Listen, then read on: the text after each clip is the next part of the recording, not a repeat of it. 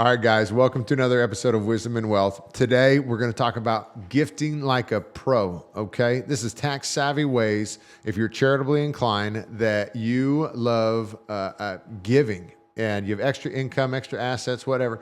You like to give to your church. You like to give to certain charities. I'm on the board of Majesty Outdoors. You need to check them out, okay? If you haven't already, we serve fatherless kids and single moms and give them mentor situations. We actually have a physical school down in South Texas that we teach them. And so, I'm a part of that group right there where I'm charitably inclined and I give. And so if you're somebody like that, what this episode is about is doing it the right way, saving you tons of money in taxes by gifting in the right manner, okay? And so what I mean by that is, classic example, I had a friend just this last year, he gave 25 grand, in one of the silent auction or one of the live auction things for like a gun. And so you got 25 grand for this thing, which is great. It's a deduction. But here's the issue is every time we go into those galas or these things, we put a credit card down to get our number. And now they run the credit card for whatever you bid on. And okay, I really appreciate the heart. The right heart is there, okay? But the problem is I busted him for it. I was like, dude, don't you have any stocks or anything? He was like, well, yeah, man. I'm like, then why aren't you using that to gift instead of the cash? And he didn't know what was going on, but that's what we're going to talk about. And that's what I want to dive into. This is what we're going to cover. Smart ways to give. All right. Let's not pay Uncle Sam more than we have to. All right. But I'm going to talk about why giving cash is often the worst option. All right. And how appreciated stocks unlock big tax savings, donor advised funds versus private family foundations, using donor advised fund to offset major gains. And then conservation easements. We have a bunch of landowners here in Texas. And if you've heard about it, like on Yellowstone, if you remember that episode, we got a couple other bonus ideas to cap it off, but conservation easements are a big thing too. All right. So let's jump into it. Number one, cash is often the worst gift to give, financially speaking. Now, I'm not talking about 20 bucks here, even 500 bucks here and there as you want to give. I'm talking about the bigger dollars. So if you're talking about giving 5,000, 10,000, 50,000, 100,000 away in charity at all, and you have the capabilities to do that, I love that and I love the heart, but cash is the worst place to start. Why am I saying that? Well, cash, we've already paid taxes on that income. And so, especially if you're in a high tax bracket, 37% right now, for every 100 grand that I make, I'm above that threshold, I'm paying 37,000 on, right? And I'm not talking about the other marginal rates. I'm talking about the top end, but that's not including that investment income tax. So let's just say floor is 37%. And so if I'm paying that on that cash, that means that 100 grand, when I finally get it in my pocket, I'm handing it. Yes, there's a deduction on that cash, but there's no tax due on that cash. I've already paid that bill, and I'm just handing over this dollar for dollar value to this charity that I've chosen to, okay? And so I don't want to do that. You're giving away after-tax dollars. You're missing out on unrealized gains that you could do, and you're reducing liquidity from your portfolio too. So I want to give you a better move, okay? I want you to give, if you have appreciated stock in your non-qualified investment portfolio, I want you to give that instead. Now, that may be hard to digest just a little bit because you might be somebody who has some sort of feelings toward that stock, okay? Especially if it's appreciated and maybe you went and bought Tesla and it's gone, or Nvidia and it's gone way above, and you're just so proud of it for choosing that stock, which I'm glad for you too.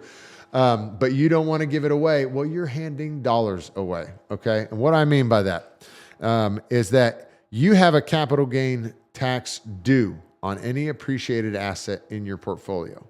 Stocks are not, but stocks are liquid and the best place to start with. And so when you have a capital gain due, that means if I cash that out, I bought in at $1 and now it's $10. I have a gain of $9 that I have to pay tax on if I take that out. So $10 is not actually $10 on that appreciated stock, okay? And so versus $10 in my bank account is $10. And so if I cash that out or I take my gain, I'm going to have a 23.8% per tax at least federally 20% plus Medicare tax 3.8, and not including any state income tax or state capital gain tax. If you have that in Alabama, it's another 5%. So that's 28.8%. You could just have off the top almost 30% where that the $9 is wiped out. So you have $6 actually in gain potentially that you're going to take home and realize. And so, and what the issue is here is I can take appreciated stock and I can donate it to a charity of choice, and I can get a full market value deduction off of that. Okay. And so what I've done in that is I've donated that $10 worth of stock. Let's just call it 100 grand worth of stock. I bought 10 grand worth of Tesla and it jumped up to 100 grand. And I can donate that 100 grand of Tesla to my charity of choice.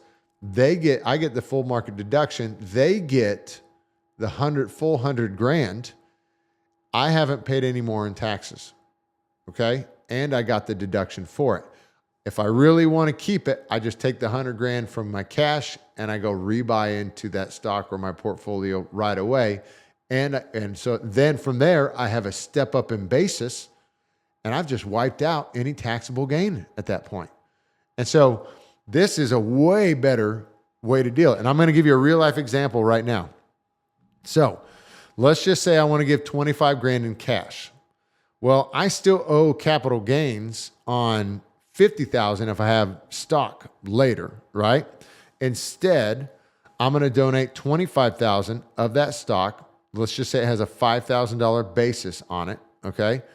And right away, if I've gifted 25,000 in appreciated stock with a $5,000 basis, so 20,000 in gain, instead of 25,000 in cash, I've just saved myself, depending on your rate you're at, about 4,800 or almost $5,000 in tax. And I get the deduction for it too. Okay. So I go buy some of that stock back with the cash and I reset my cost basis. Same gift, better portfolio. All right. Way better situation and less taxes. All right. So that's a big one. Cash is the worst gift. We don't want to do that. Number 2, donor advised funds versus private foundations. So I actually had a lot of this from the NFL, my time. There's a lot of guys in the NFL that might have came from just lower socioeconomic neighborhoods. They came from, lean families, lean financial times. And so they wanted to start a foundation to serve their neighborhoods, which is always a good heart, right? But not always the most savvy place. It's the right for the right people, but that's typically for somebody with, let's just call it, 50 to hundreds of millions of dollars that have a legitimate family foundation they need to send up versus a donor advised fund. And I'll talk about that. What's the benefits of donor advised fund? They're simple, easy to set up. They basically cost nothing. Okay. They have no annual tax filings. You can contribute your appreciated stock, just like we talked about at the gala or any other charity or church of choice. We can donate to our donor advised fund in the same way. Okay. And we can take that stock, place it in our donor advised fund, get the full market value deduction, and it can continue to grow tax-free. Okay. And we can do it with real estate also, but we invest the balance to grow over time. And we can then recommend grants at our own pace, meaning I can give that money when I want. So if I don't want to give it this year, I don't have to give it this year. I can give it in later years. Versus a private family foundation, the drawbacks are there are a lot more complex setups. It's a lot more legal fees. This is like setting up like an LLC versus a limited partnership situation, kind of comparison there. So you have ongoing legal fees you have to deal. You have 990 PF filings, which you have annual tax filings you have to deal with on there. They have a 5% minimum annual payout that you have to get on. And then it has self-dealing rules, which is kind of an administrative burden that you have to be aware of. So you could be taking on a whole lot more work than you really anticipated, when really you just wanted to start off with a giving heart. You're like, man, why is this so hard? I'm just trying to give some money, man. Why does this have to be so much? Well, this is where a donor advisor fund is superior in a lot of ways. Okay. So this is a big deal. So, and I'll say, here's another example of a DAF or a DAF account. Some might hear it called.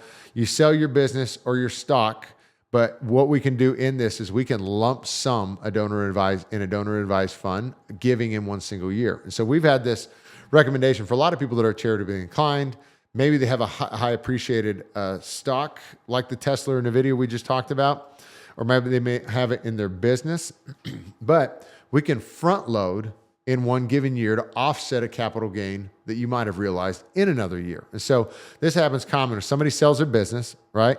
And so let's just say you had 3 million in gain in a given year. I sold my business for 3 million and had 4 million in million cost basis, whatever it is, but I had 3 million worth of gain that I realized is going to come down on my tax bill. I can front load 500 grand into a donor advised fund in the same year and get a $500,000 deduction in that year. Okay. Instead, well, let's just say I'd normally give 50 grand a year over 10 years. Well, I'm going to lump sum that 10 into 1 year, give 500 grand because I just had this big capital gain I realized, and I'm going to offset 500 grand of that. Okay. So I spread out. Now I can still give that 50 grand in the next 10 years or more because we're going to invest it and it's going to grow, but I'm going to actually get the tax benefit in 1 year when I really need it, when I had this huge capital gain. Okay. We see a lot of this with entrepreneurs when they have a big liquidity event, or it could be stock. So you can do in the previous example where we're gifting to the charitable organization with an appreciated stock situation, applies exactly here too. So donor advised fund is a qualified charitable foundation in the eyes of the IRS where I can gift money and I can get that deduction off of it. So big deal here, okay? Number 3 is conservation easements. Have you ever heard of this from Yellowstone? All right, what it does is it permanently donates development rights to preserve your land. So if you're somebody who has 500, 1,000, 15,000 acres, something pretty large, right? That you may not want to develop. You may want to exercise some sort of savvy gifting with that, or there may be lots of contributing factors or reasons for this. But what you can do is I can essentially donate my development rights where maybe I don't want to turn my ranch into a housing development. I don't want to turn it into a retail shopping mart, okay? I don't want to do those things. I want to keep it nice. Well, I can donate it to preserve the land, donate those development rights to preserve the land, still own it. It's just limited to what I can build, all right? It's a huge potential charitable deduction. Here's the tax benefit. It's based on lost development value, but I can offset up to 50% of my adjusted gross income and carry that forward for 15 years. It's a long time, okay? And it can be syndicated, although the IRS is cracking down on that a little bit. Now, you got to be cautioned, all right? It's got to be professionally appraised. It's got to work with a qualified land trust. And obviously, this is a long-term commitment. So it's often irrevocable. So if we're sitting on 500 acres in Texas and I want to preserve it, it could be a legacy and a deduction in one stroke. We just got to know we're in this for the long haul, okay? So that doesn't limit all development. So you can still use it for ag use. So if you like for hunting or for animal or for preservation or a landmark or something like that, you have all that available where you can develop it some for those purposes. So this is where you could still turn it into an income stream if you want to bring hunters on your land and you really want to lease out your property. So it doesn't restrict any of those rights, but we end up getting a huge tax deduction or a tax break for us for that conservation easement, especially here in Texas where this is a land city, baby. Okay. So that's a big deal. Now, number 4, here's some bonus strategies for giving. So you have your annual gifting exclusion. A lot of people have heard about this.